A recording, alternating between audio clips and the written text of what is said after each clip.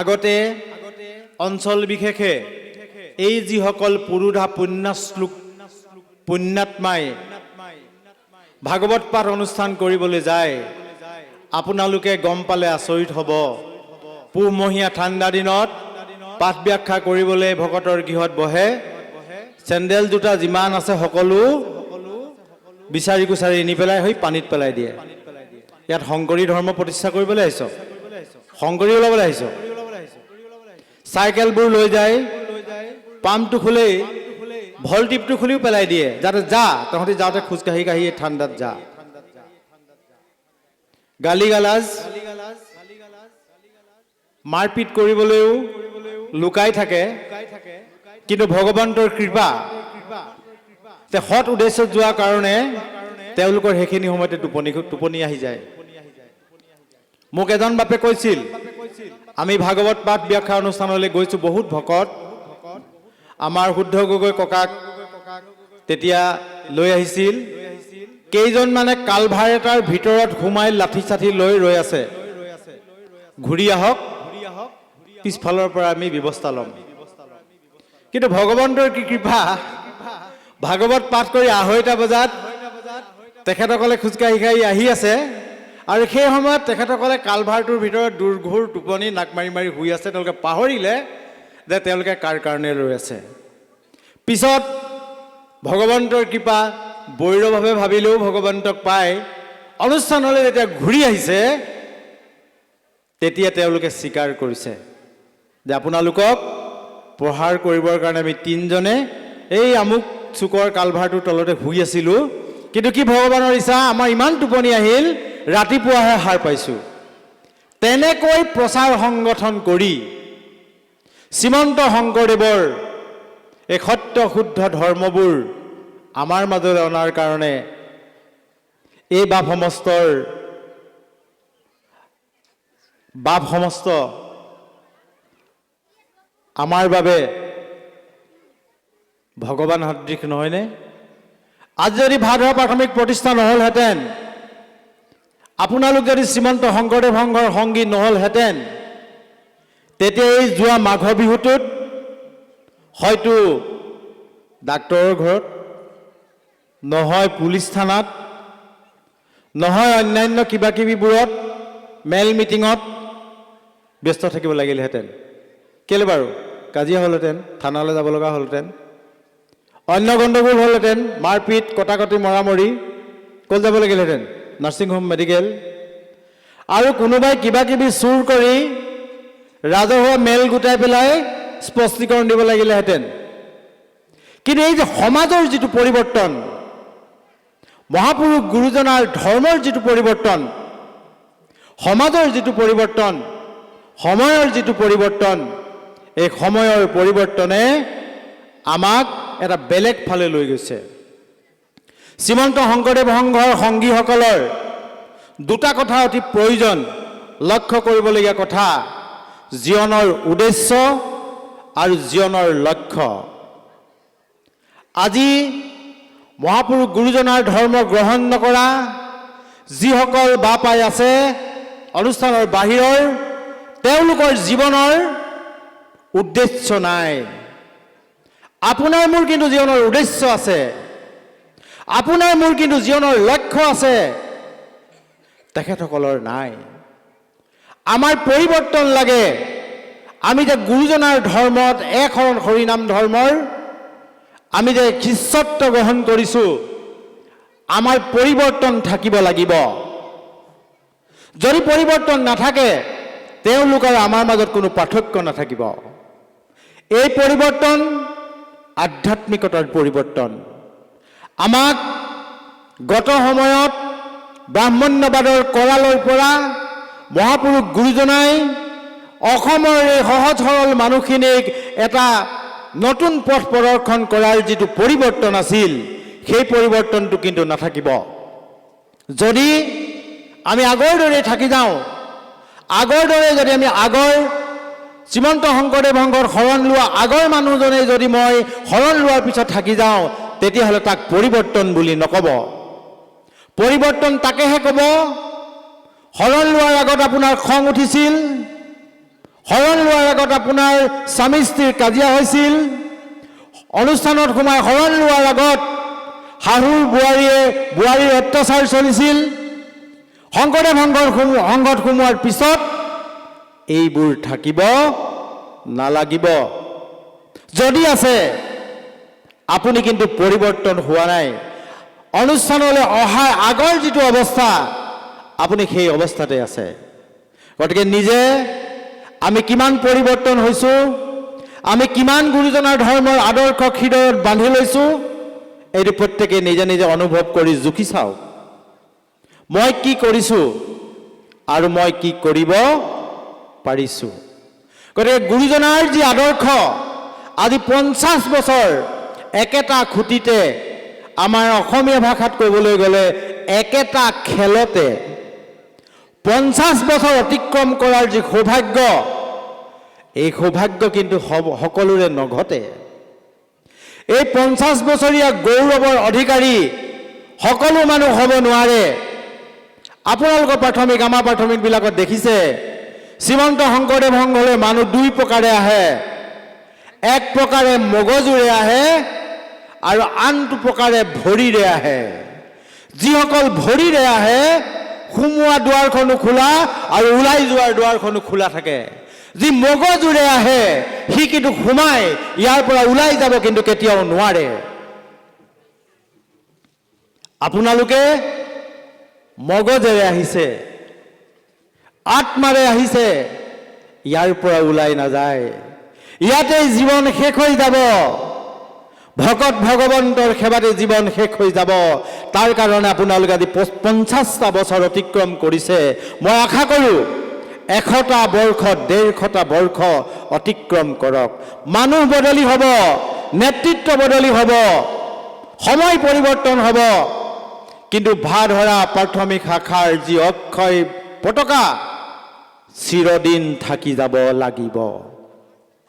আৰু এই অক্ষয় পতাকা চিৰদিন থাকি যাবলৈ হ'লে আমি এটা কথা লক্ষ্য কৰিব লাগিব যে উত্তৰ পুৰুষক আমি গুৰুজনাৰ ধৰ্ম আদৰ্শৰ প্ৰতি অনুপ্ৰাণিত কৰিব লাগিব।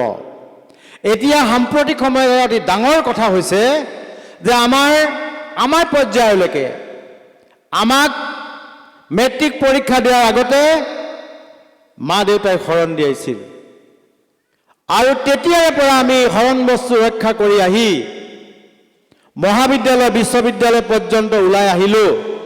শৰণৰ কিন্তু ক্ষতিপূৰণ আমি নকৰিলোঁ।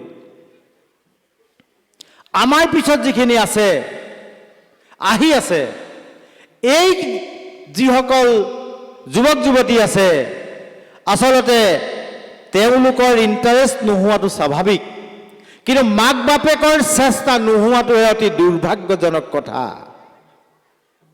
আজি শ্ৰীমন্ত শংকৰদেৱ সংঘৰ 73 সংখ্যক বাৰ্ষিক অধিৱেশন ডিমৌত উলহ মালহেৰে উদযাপন হৈ গৈছে। সেৱা বাহিনীলৈ বহুত কম সংখ্যক সেৱক সেৱিকা জিলাখনত উপস্থিত আছে। তাৰ মানে ই বাৰু কিহৰ সাক্ষ্য বহন কৰিছে? ই এটা সাক্ষ্য বহন কৰিছে। কি কাৰণে? অলপ আগত আমাক উদ্বোধক ডাঙৰীয়াই কৈ গ'ল, আপোনালোক কিন্তু বৃদ্ধাশ্ৰমলৈ যাব লাগিব। আৰু আপোনালোকে বৃদ্ধাশ্ৰমলৈ যাবলৈ নিজৰ ঘৰৰ ল'ৰা ছোৱালীকেইটাক আপোনালোকে কিন্তু ট্ৰেইন আপ কৰি আছে। এতিয়া নাও ষ্টিল ইউ ট্ৰেইন আপ। কিহৰ কাৰণে? এই গুৰুজনাৰ আদৰ্শৰ কাৰণে। এই গুৰুজনাৰ আদৰ্শৰ ভিতৰত, আধ্যাত্মিকতাৰ ভিতৰত যে সোমাব পৰা নাই, আপুনি এইটো নাভাবিব আপোনাৰ ঘৰৰ গুৰুবন্তী আপোনাৰ মৃত্যুৰ পাছত হয়তো নুমায়ো যাব পাৰে, তাৰ কিন্তু কোনো গেৰাণ্টি নাই। সেই গেৰাণ্টিটো কোনে ৰাখিব? আপোনালোকে ৰাখিব লাগিব, আমি ৰাখিব লাগিব। আমাৰ উঠি অহা প্ৰজন্মক, ল'ৰা ছোৱালীকেইটাক আপুনি যদি গুৰু ধৰ্মৰ আধ্যাত্মিকতাৰ তাক বান্ধিব নোৱাৰে, তেতিয়াহ'লে আপুনি তাক এই এআই আহিছে, ছুপাৰ এআই আহিব, আৰু কিবা আহিব, চব লুটি পুটি খাই নষ্ট হৈ যাব। আৰু শেষত আপুনি কান্দি কান্দি বৃদ্ধাশ্ৰমলৈ যাব লাগিব। কিয়? সৌসিদিনা নীলাক্ষী মেমৰিয়েল স্কুললৈ নিতুমণি শইকীয়া আহিছিল প্ৰতিদিন টাইমৰ। নিতুমণি শইকীয়াই কেইটামান কথা কৈছে আৰু সকলো দৰ্শকে হাত চাপৰি মাৰিছে। কি কৈছে তাৰ মই সাৰাংশটো আপোনালোকক কৈ দিওঁ। আপোনালোকে নিশ্চিত থাকক, নিতুমণি শইকীয়াই কৈছে, আপোনালোকে সৰুতে যদি গোসাঁই ঘৰত ল'ৰাটো স্কুল যোৱাৰ আগত সেৱা এটা কৰি যদি স্কুললৈ যাবলৈ দিছে, আপুনি নিশ্চিন্ত থাকক। আপুনি যদি, তেওঁ মিহলি কৰি কৈছে, আমি এখনৰ অনুষ্ঠান কাৰণে আমি নামঘৰটোৰ কথাই ক'ম, তেওঁ কিন্তু পূজা ফুল দিয়াৰ কথাও কৈছে। মই সেইবিলাক কথা নকওঁ, কিন্তু আমি এখনৰ মানুহ, আমি গুৰুজনক বিশ্বাস কৰোঁ, ভগৱন্তক বিশ্বাস কৰোঁ। তেওঁ কৈছে যে স্কুললৈ যোৱাৰ আগত ৰাতিপুৱা গাটো ধুই যদি আপোনাৰ মন্দিৰত ফুল এপাহো যদি ল'ৰাটোৱে দি যায়, আপুনি নাভাবিব সি লণ্ডনত থাকক, আমেৰিকাত থাকক, আপুনি গঢ়ি দিয়া সেই সোণৰ টুকুৰাটো কেতিয়াও আনে তাক মিহলি কৰিব নোৱাৰিব, সি সোণ সোণ হৈয়ে থাকিব। তাৰ মানে কি?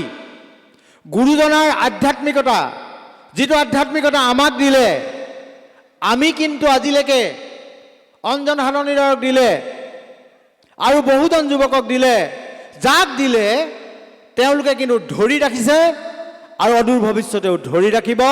আৰু তেওঁলোকৰ গৃহৰ পিতৃ মাতৃয়ে সঁচা অৰ্থত পিতৃ আৰু মাতৃৰ সন্মান লাভ কৰিব। যদি নকৰে, ভাগৱতে কি বুলি কৈছে? অ ভাৰ্যাপুত্ৰে পূৰ্বৱতে নকৰে আদৰ, অল্প বচনতে তাক কৰে অনুত্তৰ, নপাৰ পুখিবে বুঢ়া খাইবে মাত্ৰ চাখ, এইবোৰ কি কাৰণে বুঢ়া মৰিয়া নজাখ, এহি বুলি সৰ্ববাণী বুলিয়া বিস্তৰ, অন্নমুঠি দিয়ে বোলে বুঢ়া মৰম,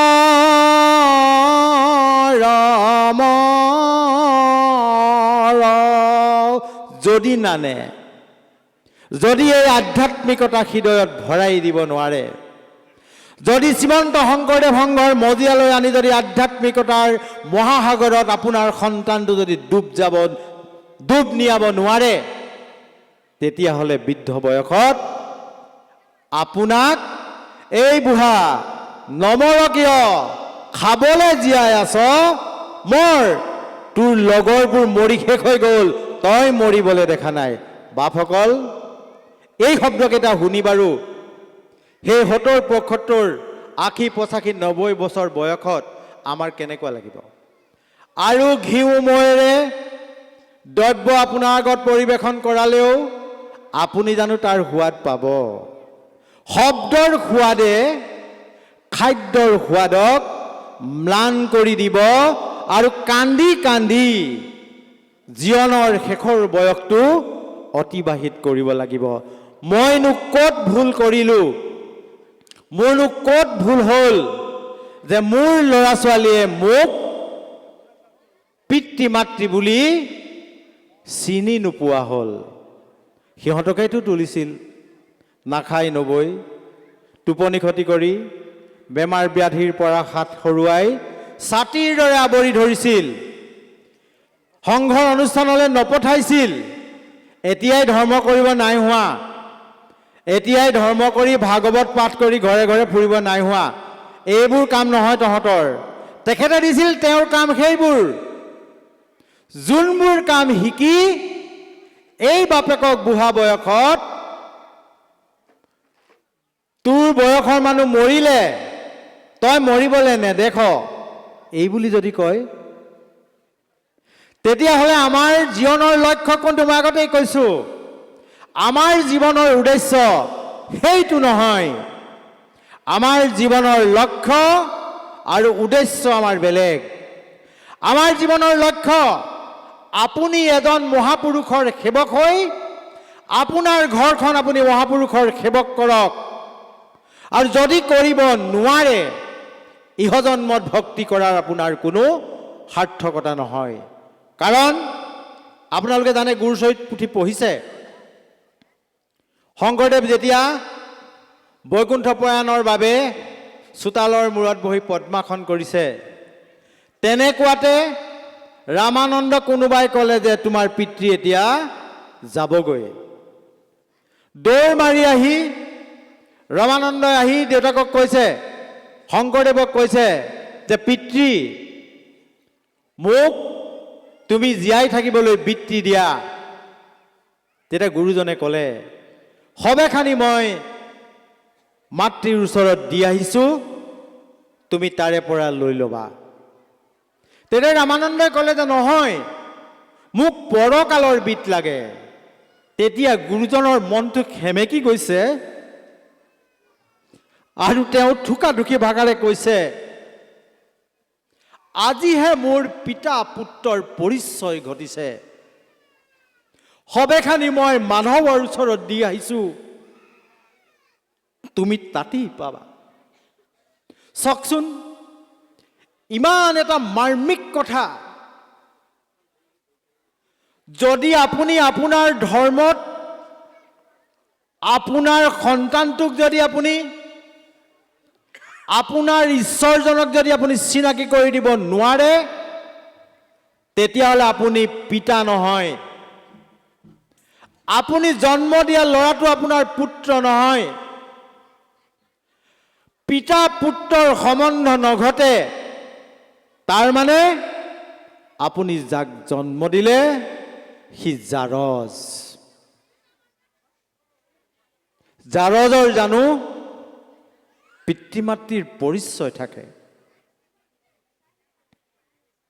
জীৱনটোক কেনেদৰে পৰিৱৰ্তন কৰিব? ধন, টকা পইচা, বিদ্যা, গৌৰৱ, এইবোৰ ক্ষণস্থায়ী। কোটি টকা উপাৰ্জন কৰিও খাইছে, 350 টকা দৈনিক উপাৰ্জন কৰিও খাইছে। পাৰ্থক্যটো ক'ত? 350 টকা পোৱাজনে ঘৰখনক আধ্যাত্মিকতাৰে বান্ধি ৰাখিছে, তেওঁ তাতেই সন্তুষ্ট হৈছে, সুন্দৰভাৱে জীৱন অতিবাহিত কৰিছে।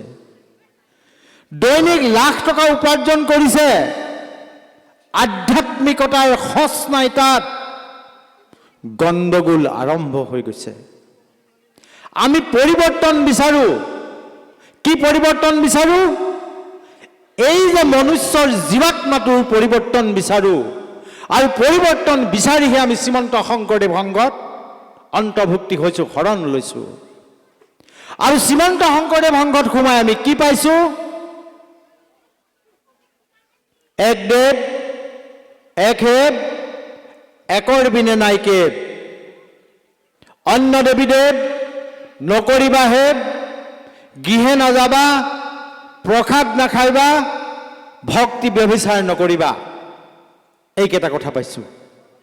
এইকেইটা কথা পাই, বেছিক কথা, এইকেইটা পালন কৰিলেই বাকীবোৰ আনুষাংগিকবোৰ লগে লগে লগত লগ দিব। গতিকে আমি বেছিক কথাকেইটা পালন কৰাত কিন্তু হেমাহি কৰিব নালাগিব। আৰু ভগৱন্তই নিজেই কৈছে, তেওঁক মই কেনেকৈ পৰিৱৰ্তন কৰাব লাগে, এইটো মোতকৈ আৰু ভালকৈ কোনেও নাজানে। তেওঁ মোৰ ওচৰত আত্মসমৰ্পণ কৰিব লাগে। মই ভাগৱতৰ পদ নাগাওঁ, আপোনালোকে জানে। মই মাত্ৰ গদ্য ভাষাৰে কথাখিনি কৈ দিছোঁ। গতিকে তেওঁক যেতিয়া আমি সমৰ্পণ কৰিম, পৰিয়ালটো যেতিয়া সমৰ্পণ কৰিম, নিশ্চয় সেই পৰিৱৰ্তনটো ভগৱন্তই আনিব। ভগৱন্তই, আপুনি ভগৱন্তৰ ওচৰত আত্ম উৎসৰ্গা কৰিলে, আপুনি কেনেকৈ থাকিলে সুখ সমৃদ্ধিৰে থাকিব, সেইটো আপোনাতকৈ ভগৱন্তই আগেই বেছিকৈ জানে। যে মোৰ ভক্তজনক তেওঁক কি পালে সন্তুষ্ট হ'ব, তেওঁক মই কেনেকৈ চলাব লাগে, সেইটো আপোনাতকৈ ভালকৈ জানে। উদাহৰণটো মই নিদিলেও আপোনালোকে জানেই, বিপ্ৰ দামোদৰ। ভাবিছিল নেকি বিপ্ৰ দামোদৰে ঘূৰি আহি তেওঁ নিজৰ ঘৰখন নিজে চিনি নোপোৱা হ'ল? ভক্তই ভাবিবহে লাগে, ভগৱন্তই গমেই পাই যায়। গতিকে আমি যদি গুৰুজনৰ আদৰ্শ, ভক্তি, এই সকলোবিলাক যদি আমি প্ৰাথমিকখনৰ যোগেদি, সংগীসকলৰ যোগেদি যদি আমি নিৰন্তৰ কৰি থাকোঁ, তেতিয়াহ'লে আপোনালোকক চাই থকা, ভাধৰা প্ৰাথমিকক চাই থকা বহুত মানুহে আঁতৰৰ পৰা চাই আছে যে ভাধৰাৰ মানুহখিনি, প্ৰাথমিকৰ মানুহখিনি শ্ৰীমন্ত শংকৰদেৱ সংঘত সোমাই কি উন্নতি হৈছে? যদি উন্নতি হোৱাটো দেখিছে, উন্নতি মানে বাঁহৰ ঘৰৰ পৰা পকা ঘৰ হোৱাটো উন্নতি নুবুজায়। আধ্যাত্মিক কি উন্নতি হৈছে? যে তেওঁলোকৰ মাজত কাজিয়া পাচাল নাই, তেওঁলোকৰ মাজত ইমান আনন্দ, ইজনে সিজনক বাপ বুলি, ল'ৰা ছোৱালীয়ে সৰুৰ পৰা ডাঙৰলৈকে, যুৱক যুৱতীসকল ইমান ভকতীয়া, গৃহলৈ যাবা একো নোপোৱা, সুন্দৰ চাফ চিকুণ, না গাহৰি কুকুৰা পাবা, হাঁহ পাবা, একো নোপোৱা। কাৰণ আমি গুৰুজনাৰ শ্ৰীমন্ত শংকৰদেৱ সংঘৰ সংগী। আমাৰ ঘৰত জাল জুলুকিটো, হাঁহৰ গঁৰাল, কুকুৰাৰ গঁৰাল, গাহৰিৰ গঁৰালে শোভা নাপায়। গুৰুজনাই নিষিদ্ধ কৰিছে। ঢেৰ ব্যৱসায় আছে কৰিবলৈ, লাইফ বিজনেছৰ বাদে ঢেৰ ব্যৱসায় আছে কৰিবলৈ, যিটো কৃষ্ণ সংস্কৃতিৰ লগত জড়িত। পৰিৱৰ্তন মানে আমি অকল ধুতিখন পিন্ধি ধুনীয়াকৈ ফেৰ মাৰি গৈ নাম পাঠ গোৱাটোৱে পৰিৱৰ্তন নহয়। ধুতিখন যিমান চফা, আমাৰ মনবোৰ সিমান চফা হ'ব লাগিব, বগা হ'ব লাগিব। মই আজি মিটিঙত কথা কৈ আছোঁ, মই যদি ওলাই যোৱাৰ পিছত গধূলি সময়ত যদি মোৰ ভৰিকেইটা জোঁট খাই আহে, হ'ব নেকি? আৰু মই ভাবোঁ আমাৰ বহুত বক্তাই বিভিন্ন অনুষ্ঠানত বক্তব্য ৰাখে, কিন্তু আমাৰ মানুহবোৰ পৰিৱৰ্তন কেলৈ হোৱা নাই? নে মানুহ আমাৰ শ্ৰোতাসকল বা সংগীসকলৰ এই কাণবোৰত অলপ কিবা বেয়া হৈছে নে বক্তাসকলৰ কথাৰ সোৱাদ নাইকিয়া হৈছে? কিবা এটা ঘটিছে,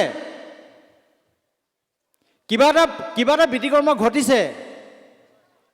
মই ভাবোঁ যে আমাৰ যিসকল বক্তাই আমি কথা কওঁ, আমি আচলতে মিটিঙতহে কওঁ, কাৰ্যত আমি পালন নকৰোঁ। আৰু যদি কৰিলোহেঁতেন, এই অন্তৰৰ পৰা শিৰিষ্ঠিত ভগৱানৰ বাক্যখিনি আপোনালোকলৈ নিক্ষেপ কৰোঁতে আপোনালোকৰ ওপৰতো প্ৰভাৱ পৰিলহেঁতেন। যেনেকৈ হজৰত মহম্মদৰ ওচৰলৈ সেই সৰু ল'ৰাটোক লৈ যোৱা সাধুটো মই কিন্তু বৰ তাৎপৰ্য বিচাৰি পাওঁ।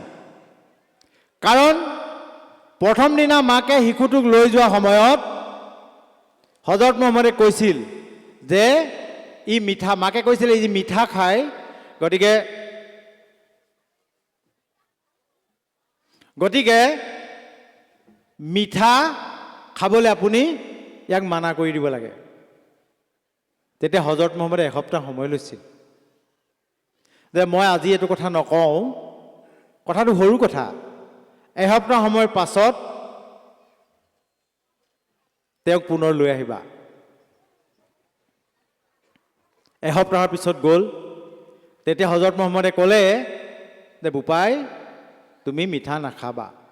মাকে লগে লগে হজৰত মহম্মদক সুধিছে যে আপুনি এই সামান্য কথাটো ক'বলৈ এসপ্তাহ সময় কিয় ল'ল? তেতিয়া হজৰত মহম্মদে ক'লে যে মই নিজে মিঠা খাই আছিলোঁ, গতিকে মই মিঠা এৰিবলৈ কেনেকৈ কওঁ, গতিকে মই নিজে এৰি লৈছোঁ, তাৰপিছত মই মিঠা নাখাবলৈ কৈছোঁ। তো আমাৰ বক্তাসকল এনেকুৱা হ'ব লাগে, প্ৰথমতে মিঠা খাবলৈ এৰি ল'ব লাগে, তাৰপিছত আনক মিঠা খাবলৈ ক'ব লাগে, তেতিয়া কিন্তু এই শব্দবোৰ মই ক্ৰিয়া কৰিব। আমি কিন্তু নকওঁ, ধুনীয়াকৈ আপোনালোকক কৈ থৈ গুচি যাওঁ, কিন্তু মই মিঠা খায়ে থাকোঁ। বাৰু যি কি নহওক, এই শ্ৰীমন্ত শংকৰদেৱ সংঘৰ এই অনুষ্ঠানটো প্ৰাথমিক শাখাৰ পৰা আৰম্ভ কৰি আঞ্চলিক শাখা জিলা মূল একেই 4 তৰপীয়া সংগঠন প্ৰাথমিক শাখাবিলাক যদি নাথাকে আঞ্চলিক ক'ত থাকিব আঞ্চলিক শাখা যদি নাথাকে তেতিয়াহ'লে জিলা শাখা ক'ত থাকিব আৰু জিলাবিলাক যদি নাথাকে তেতিয়াহ'লে শ্ৰীমন্ত শংকৰদেৱ সংঘ মূল ক'ত থাকিব গতিকে প্ৰাথমিকৰ সভাপতি আৰু শ্ৰীমন্ত শংকৰদেৱ সংঘৰ পদাধিকাৰৰ মাজত কোনো পাৰ্থক্য নাই সাপৰ যিদৰে সৰু বৰ নাই প্ৰাথমিকৰ সভাপতি আঞ্চলিকৰ সভাপতি জিলাৰ সভাপতি মূলৰ সভাপতি পাৰ্থক্য নাই খালি মূলৰজন অকণমান ডাঙৰ আৰু প্ৰাথমিকৰজন অকণমান সৰু কাল কিন্তু একেই সাপ তাৰ মানে দক্ষতা যোগ্যতা কোৱালিটি আধ্যাত্মিকতা এই সকলোবোৰ পদাধিকাৰৰ যিদৰে থাকে প্ৰাথমিকৰ সভাপতি আঞ্চলিকৰ সভাপতি প্ৰাথমিকৰ সভাপতিৰ থাকিব লাগে ক্ষেত্ৰখন ডাঙৰ উত্তৰ পূৰ্বাঞ্চলৰ বাবে পদাধিকাৰ কাম বেছি কৰ্ম বেছি সময় নাপায় ক্ষেত্ৰখন কম জিলা শাখাৰ সভাপতি জিলা শাখাৰ সভাপতি ক্ষেত্ৰখন শিৱসাগৰ জিলাৰ ভিতৰতে সীমাবদ্ধ হৈ আছে আঞ্চলিক শাখা 6খন প্ৰাথমিক শাখা ক্ষেত্ৰখন সৰু প্ৰাথমিক শাখা আপোনালোকৰ ইয়াত থকা 65 সংগীৰ ক্ষেত্ৰখন এখন প্ৰাথমিক শাখা সভাপতি সম্পাদক একেই সভাপতি যিদৰে প্ৰাথমিক শাখাৰ মুৰব্বী শ্ৰীমন্ত শংকৰদেৱ সংঘৰ পদাধিকাৰো শ্ৰীমন্ত শংকৰদেৱ সংঘৰ মুৰব্বী গতিকে বাপাইসকল প্ৰাথমিক এখন সুদক্ষভাৱে পৰিচালনা কৰিবৰ কাৰণে নেতৃত্বৰ গুণটো অতি প্ৰয়োজন নেতৃত্ব কিন্তু গছত নালাগে বজাৰত কিনিবলৈ নাপায় ই এটা ইনবিল্ট কোৱালিটি ই ভিতৰৰ পৰা ওলাব লাগিব আপোনালোকে লক্ষ্য কৰিবচোন কিছুমান সভাপতি হ'লে প্ৰাথমিক শাখাৰ সংগীবিলাকে বৰ ভাল নাপায় কিন্তু কিছুমান আছে ভাল পায় বাৰেপতি সভাপতিকে পাতি থাকিবলৈ বিচাৰে কিন্তু আমাৰ সাংবিধানিক নিয়ম 4 বছৰ হোৱাৰ পিছত আকৌ তেওঁ 2 বছৰ গেপ পৰিব লাগিব তাৰ পিছতহে পাৰিব গতিকে এখন প্ৰাথমিক শাখা ধৰি ৰখাটো তাতে আপোনালোকৰ 220 ঘৰ সংগী এখন ডাঙৰ প্ৰাথমিক শাখা গতিকে প্ৰাথমিক শাখাৰ সংগীসকলে প্ৰাথমিক শাখাৰ আই বাপসকলে অকণো কষ্ট নোপোৱাকৈ সকলোৰে মনৰ ভাৱ বুজি সকলোৰে মন জয় কৰি যদি প্ৰাথমিক শাখাখন পৰিচালিত হয় বা প্ৰাথমিক শাখাৰ সকলো বাপায়ে যদি সভাপতি সম্পাদকক মান্যতা প্ৰদান কৰে সংবিধানক মান্যতা প্ৰদান কৰে নিশ্চয় আপোনালোকৰ এই প্ৰাথমিক শাখাখনে আৰু 150 বছৰ 200 বছৰ অতিক্ৰম কৰিব শ্ৰীমন্ত শংকৰদেৱ সংঘত এটা সুন্দৰভাৱে তাৰ ব্যৱস্থা ৰাখিব পাৰিব বাপাইসকল শ্ৰীমন্ত শংকৰদেৱ সংঘৰ এই যি সাংবিধানিক পৰিকাঠামো এই সাংবিধানিক পৰিকাঠামোৰ মাজত আমি কিন্তু নিজক বিলীন কৰি গুৰুজনাৰ ভগৱন্তৰ প্ৰতি যি সাধনা এই সাধনাটো আমি কৰিব লাগে আমাৰ যিসকল জ্যেষ্ঠ বাপাই আছে তেখেতসকলে নিশ্চয় ভজন গ্ৰহণ কৰিছে তো ভজন গ্ৰহণ কৰি ভজনক কেৱল গ্ৰন্থৰ মাজত আবদ্ধ নাৰাখি যদি কোনোবাই 500 বাৰ ভজন কৰিছে লাহে লাহে 1000 বাৰলৈ লৈ যাওক যদি কোনোবাই 1000 বাৰ কৰিছে তেতিয়াহ'লে তাক 2000 বাৰলৈ লৈ যাওক কাৰণ আধ্যাত্মিক জীৱনৰ যেতিয়া সৌন্দৰ্য আপুনি উপলব্ধি কৰিব এই বাহ্য জগতৰ গোটেই বস্তুবোৰৰ আপুনি অস্তিত্ব অনুভৱ কৰিব এইবিলাক শূন্য গতিকে আমি মাত্ৰ অস্তিত্বধাৰী মানুহে আমাৰ একো নাই আমি যি আত্মা আমি আচলতে ধাৰণ কৰিছোঁ শৰীৰটোহে আমি আচলতে শৰীৰ নহয় মই আচলতে আত্মা সেই পৰীক্ষিতক সেইটো কথাই কৈছিল ৰুক্মিণীয়ে যে পৰীক্ষিত তুমি পৰীক্ষিত নহয় তুমি আত্মা তুমি পৰমাত্মাক তুমি আৰাধনা কৰা আত্মাৰ ওচৰলৈ পৰমাত্মা সদায় গতি কৰে গতিকে পৰমাত্মাই তোমাক লৈ যাব আমি যেতিয়ালৈকে ভাবি থাকিম মইহে নহ'ব মই নহয় মই আচলতে সেইজন মহা জ্যোতিষ্মান মহা জ্যোতিৰ্ময় পুৰুষৰ এটা অংশ গতিকে ময়ো এটা আত্মা। গতিকে এই আত্মা উপলব্ধিটোৰ কাৰণে আমাৰ আটাইতকৈ ডাঙৰ গণ্ডগোলটো হৈছে সেইটোৱেই যে আমি আচলতে নামঘৰ, মন্দিৰ, মছজিদত ভগৱান আছে বুলি আমি ভাবোঁ। আছে, মন্দিৰ মছজিদত নামঘৰত ভগৱান আছে। ভগৱান কিন্তু তাত জড় হৈ আছে। আমি নামেৰে তাক চৈতন্য কৰি ল'ব লাগিব। আৰু তাতেই যে ভগৱান আছে বুলি মানুহে ভাবে, সেইকাৰণে পৃথিৱীৰ আৰু অন্য ক'তো ভগৱানৰ অস্তিত্ব অনুভৱ নকৰে। দুৰ্ভাগ্যজনক কথা, বৈষ্ণৱবাদৰ কোনো অংশতে ক'তো এইটো কথা লিখা নাই যে কেৱল নামঘৰতে ভগৱান আছে, মন্দিৰতে ভগৱান আছে, মছজিদতে ভগৱান আছে। ভগৱান সকলোতে আছে। ঈশ স্বৰূপে হৰি সবগতে বৈঠ জৈচন গগন ব্যাপী। আমি চকুৰে দেখা আৰু চকুৰে নেদেখা সকলোতে ভগৱন্ত আছে। আৰু সেই ভগৱন্তৰ অস্তিত্ব কেৱল নামঘৰত নহয়, এই বাহ্য পৃথিৱীখনত আপুনি অনুভৱ কৰিব লাগিব। আমি আহ্মিক ভক্ষণ কৰোঁ। পোন মানুহৰ চিধা কথা কৈ দিছোঁ, আহ্মিক ভক্ষণ কৰোঁ। আৰু নতুনকৈ এটা ট্ৰেণ্ড আহিছে, আমাৰ সংগীসকলৰ গৃহত যদি কন্যাবিলাক পুষ্পিতা হয়, তে আমাৰ বাপাইসকলক নিৰামিষ পনীৰ মাছৰুমে খুৱাই পঠিয়াই দিয়ে। আৰু তাৰপিছত কিন্তু দুদিন এদিনৰ পিছত দেখিব আয়োজন বেলেগ।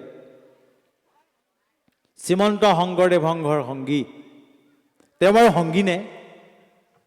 তেওঁ ওলমি আছে, তেওঁ সংগী নহয়।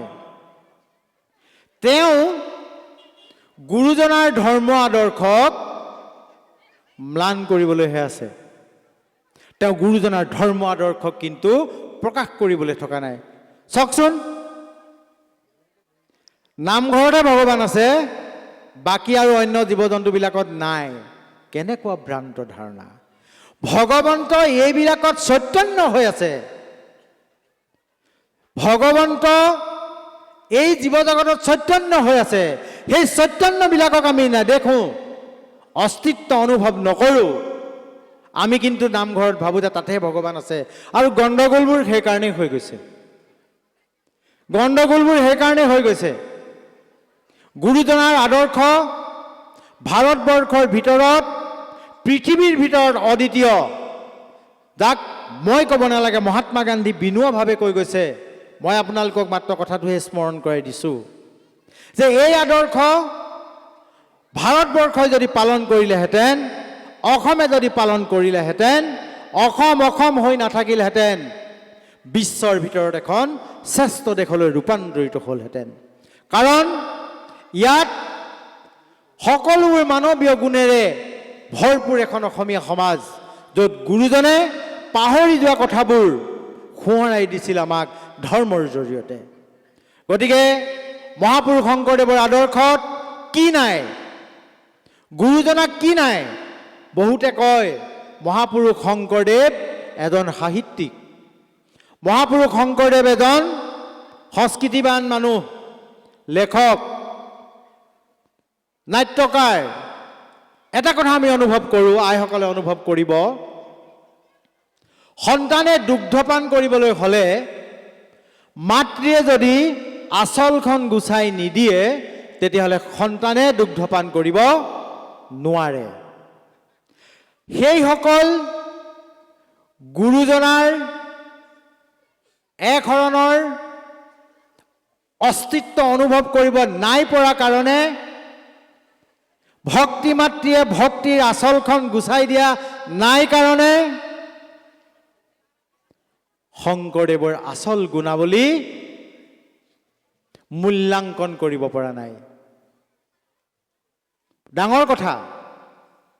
বিশিষ্ট পণ্ডিত সাহিত্যিকসকলে আঁতৰৰ পৰা কৈ থাকে, হয় তেওঁ সাহিত্যিক নোহোৱা নহয়, তেওঁ সংস্কৃতি নিৰ্মাতা নোহোৱা নহয়, তেওঁ অসমীয়া গদ্যৰ জন্মদাতা নোহোৱা নহয়, তেওঁ অসমক এটা নতুন জীৱন নিদিয়া নহয়।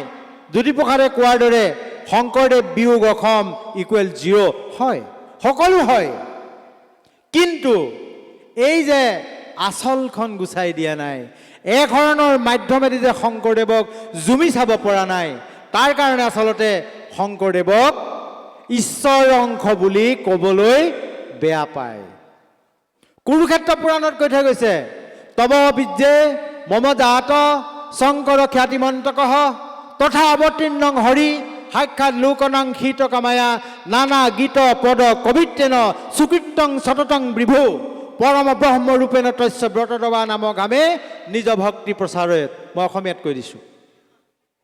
তম বিদ্যে কুৰুক্ষেত্ৰৰ যুদ্ধৰ শেষত দৈৱকী বসুদেৱক যেতিয়া ঈশ্বৰ কৃষ্ণই মুক্তি দিলে, তেতিয়া নন্দ যশোদাই আহি পেলাই কান্দি কান্দি কৃষ্ণক কৈছে যে তোমাক দৈৱকী বসুদেৱে জন্মহে দিলে, আমি এইটো তোমাক তুলি তালি ডাঙৰ দীঘল কৰি গোমুত ধুৱাই ডাঙৰ দীঘল কৰিলোঁ, দৈত্য দানৱ অসুৰ ৰাক্ষসৰ পৰা তোমাক আমি বচাই আজি তোমাক জীয়াই ৰাখি কৃষ্ণ কৰি ৰাখিলোঁ, তুমি আমাকো মুক্তি দিয়া। তেতিয়া কৃষ্ণই মিচিককৈ হাঁহি এটা মাৰি ক'লে, হয় মাতৃ যশোদা, কিন্তু তোমালোকে জীৱনত দুবাৰ মই জগতৰ ঈশ্বৰ বুলি জানিও অন্য দেৱতা পূজা কৰিলা। বোলে কেতিয়া? মই যেতিয়া শ্যামন্তমণি আনিবলৈ গৈছিলোঁ তেতিয়া তোমালোকে কাত্যায়নী দেৱীক পূজা কৰিছিলা। মই যেতিয়া যমুনাৰ হ্ৰদত কালিক দমন কৰিবলৈ গৈছিলোঁ তেতিয়া তোমালোকে মোক শক্তি দিবৰ কাৰণে শক্তিৰ অধিষ্ঠাতা দেৱীক পূজা কৰিছিলানে? বোলে কৰিছিলোঁ। তেতিয়াহ'লে মই তোমালোকক এইটো জন্মত মুক্তি দিব নোৱাৰোঁ। বোলে উপায়? তব বিদ্যে মম জাত শংকৰ খ্যাতিমন্তকঃ মই তোমালোকৰ বীৰ্যত জন্মগ্ৰহণ কৰি খ্যাতিমন্ত হম।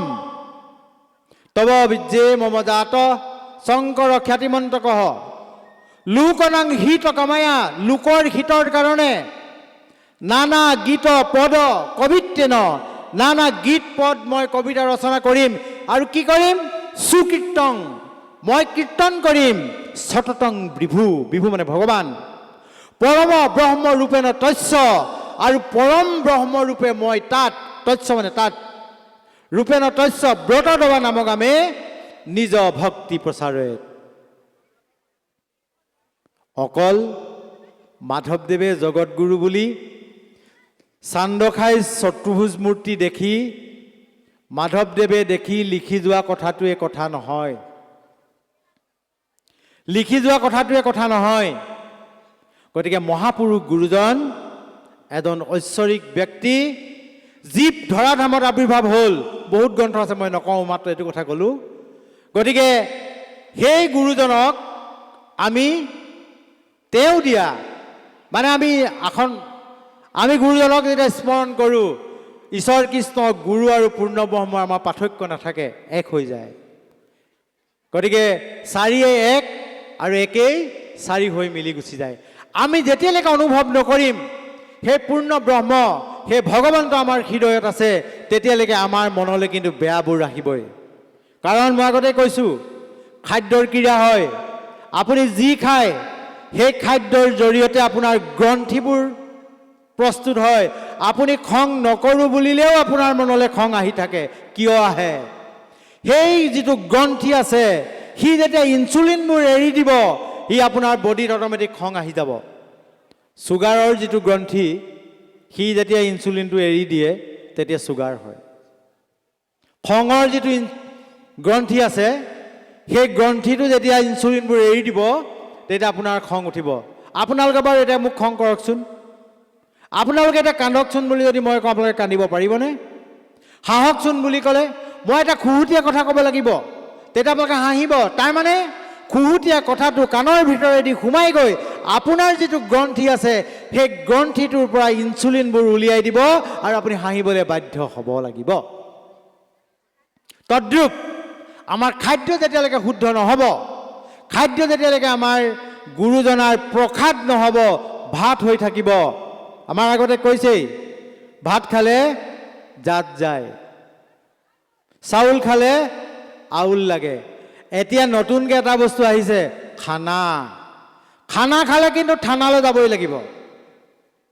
আপুনি যেতিয়া খানা খাব, আপুনি থানালৈ যাবই লাগিব। গতিকে সেইকাৰণে গুৰুজনাই চব বাদ দিলে, খানা বাদ দিলে, ভাত বাদ দিলে, অন্ন বাদ দিলে, চাউল বাদ দিলে, কি দিলে? প্ৰসাদ। আৰু এই প্ৰসাদ আপুনি বনাবলৈ যাওঁতে আইসকলে কিন্তু তাক শুদ্ধভাৱে, গুৰুগৃহত সোমাবলৈ যাওঁতে যিটো শুদ্ধতা থাকে, সেই শুদ্ধতাৰে প্ৰসাদ ৰন্ধন কৰিব লাগিব।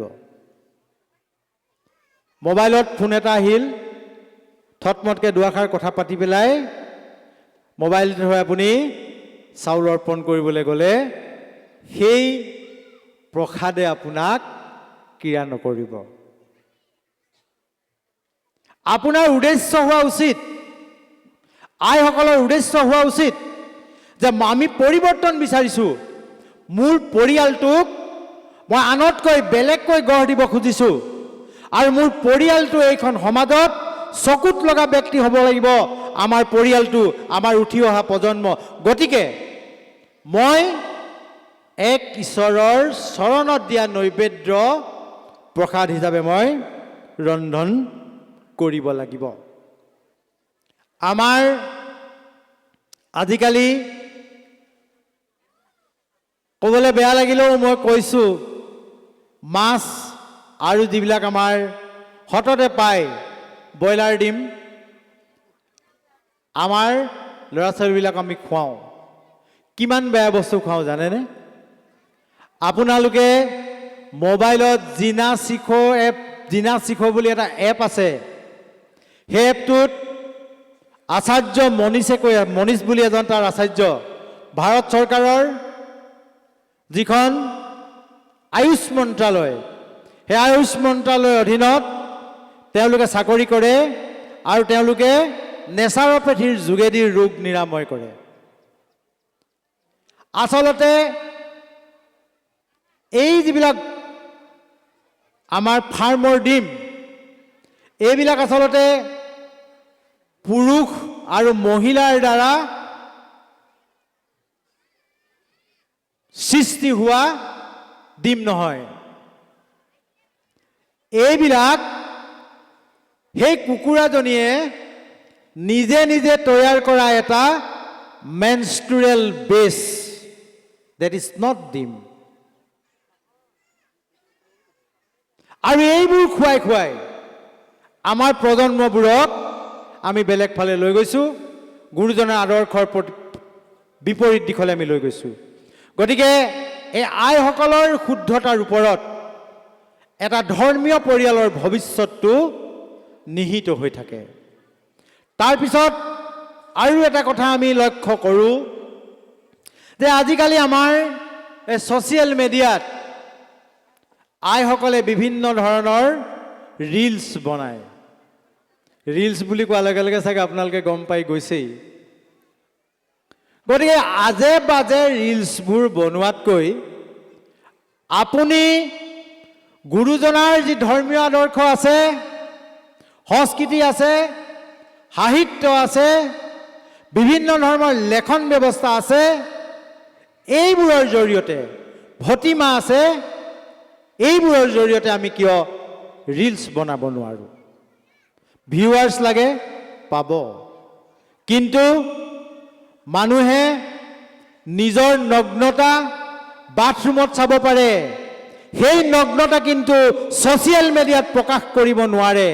কৰিলে কৰাজনৰ কি হয় সেই কথাটো নজনাৰ কাৰণে এই গোটেই গণ্ডগোলবোৰ হৈ থাকে।